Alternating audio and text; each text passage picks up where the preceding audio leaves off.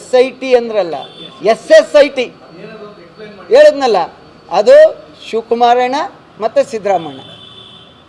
ಅದು ಹೆಸರು ಚೇಂಜ್ ಮಾಡಬೇಕು. ಇದ್ದಾರೆ ಕೆಲವು ಪ್ರಾಮಾಣಿಕರು ಈ ಕಾಲಕ್ಕೆ. ಈಗ ನೋಡ್ತಾ ಇದ್ದೀರಲ್ಲ, ಇದೇ SIT. ಅಲ್ಲಿಗೆ ಒಬ್ಬರು ತನಿಖಾ ತಂಡದ ಮುಂದೆ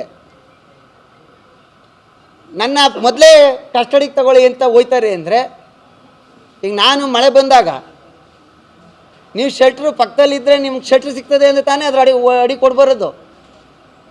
ಅದು ಇಲ್ಲ ನಮ್ಗೆ ಶೆಲ್ಟ್ರ್ ಸಿಗಲ್ಲ ಅಂದರೆ ನಾನೇ ಕಲ್ಲೋಯ್ತೀನಿ. ಅಲ್ಲಿಗೆ ಇವರು SSIT ನಮ್ಮ ಸಂಸ್ಥೆ ಅನ್ಕೊಬಿಟ್ಟವ್ರೆ, ಹೆಂಗೆ ಬೇಕಾದ್ರೆ ಬರ್ಸ್ಕೋಬೋದು ಅಂತ. ಈಗ ಆಯ್ತಾ ಇರೋದೇನು, ಇದು ಕರ್ನಾಟಕದ ರಾಜ್ಯದ ಜನ ದಡ್ರಲ್ಲ. ಇಲ್ಲಿ ನಡೀತಾ ಇರೋ ತನಿಖೆ ಯಾರು ಚಾರ್ಜ್ ಶೀಟ್ ಹಾಕಿರ್ತಾರೆ ಅವರು ಏನು ತಪ್ಪಿಸ್ಕೊಳ್ಳಲ್ಲ. ಡಾಕ್ಯುಮೆಂಟ್ ಇರ್ತದೆ, ಟ್ರಾನ್ಸ್ಫರ್ ಆಗಿರೋದು ಅಮೌಂಟು, ಫೋನ್ ಇರ್ತದೆ ಮಾತಾಡಿರೋದು, ಲೊಕೇಶನ್ ಇರ್ತದೆ, ಯಾರ್ಯಾರು ಎಲ್ಲೆಲ್ಲಿ ಭೇಟಿ ಮಾಡಿದ್ದೀವಿ ಅನ್ನೋದು.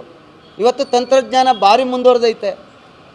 ಒತ್ತಡಕ್ಕೆ ಮಾಡಿದರೆ ಅವರು ಅನುಭವಿಸ್ತಾರೆ.